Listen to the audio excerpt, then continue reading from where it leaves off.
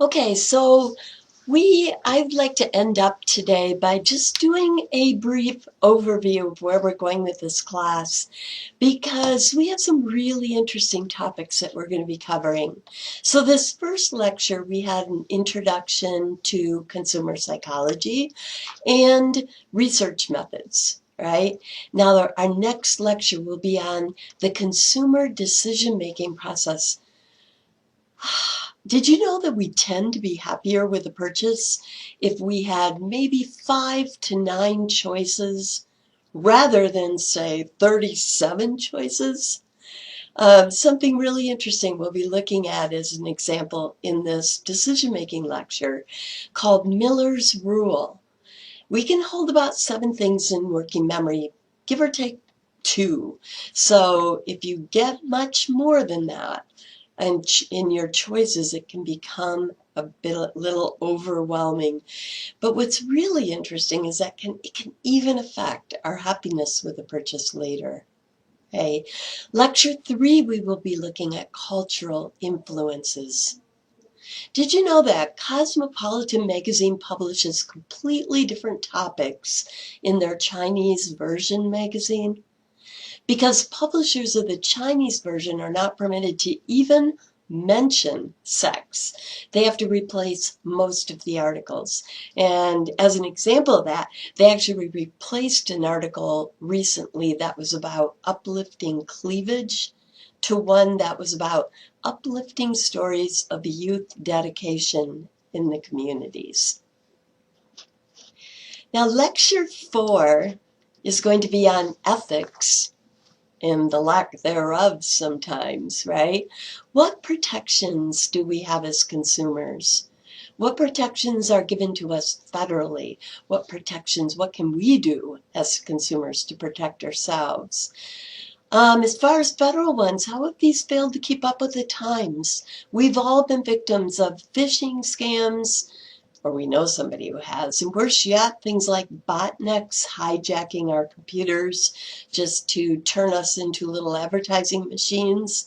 What other ways are ethical lines being crossed or fuzzy in advertising? It's really going to be an interesting lecture.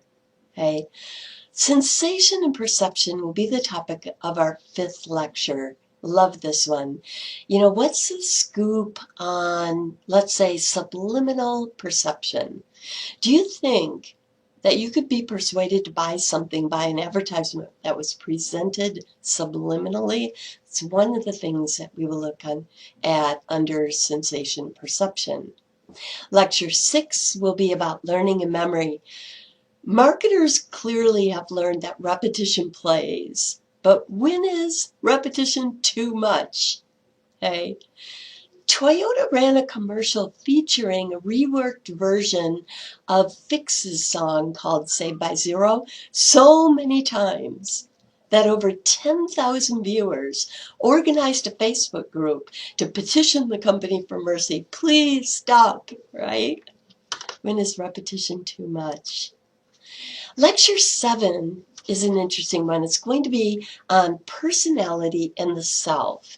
Personality. You know, how good are you at, let's say, delaying gratification? And how might this personally affect your spending decisions? Lecture number 8, will be on attitudes and persuasion. You know what comedian once said, sometimes I sit and think, and sometimes I just sit. There are times when we process things more or less carefully, right? And this can affect our purchasing decisions.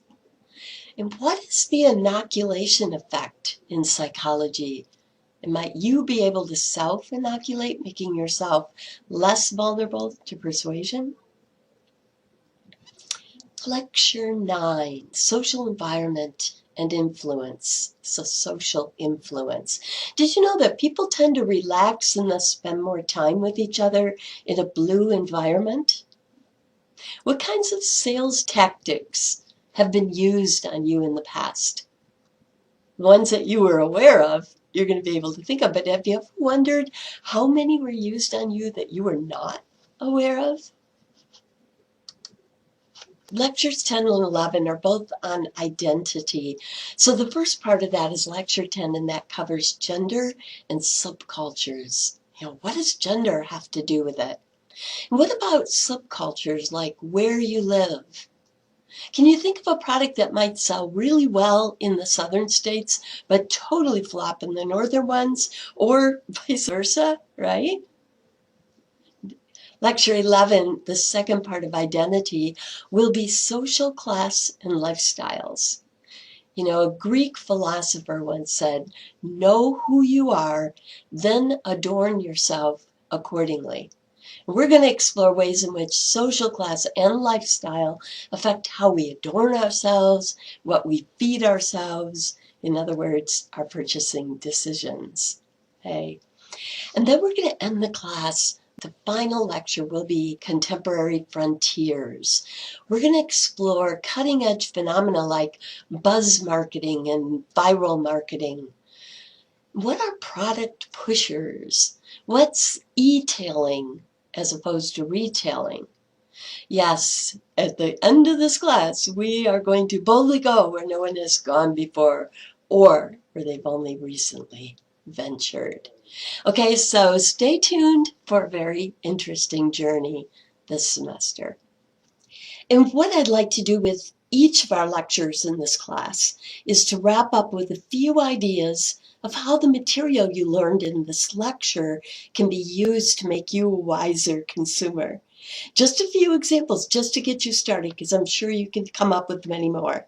And we're even going to do this with this very short introductory lecture that focus mostly on research methods. So for our last slide, 3 tips. Okay, tip number 1, practice identifying something that's called illusory correlations. Illusory correlations, in other words, false ones.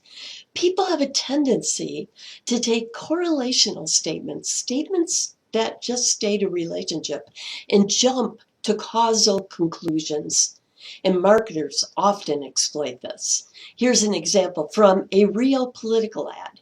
The economy went downhill the first year so-and-so has held her elected position. Guess what?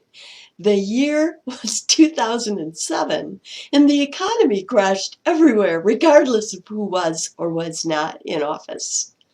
Here's another example. Women with beautiful skin use Olay. Think about it. So tip number 2, question samples. What about 4 out of 5 dentists recommend this toothpaste? Why did they only ask 5? I mean, that's not nearly enough from which to draw a conclusion for real research, right?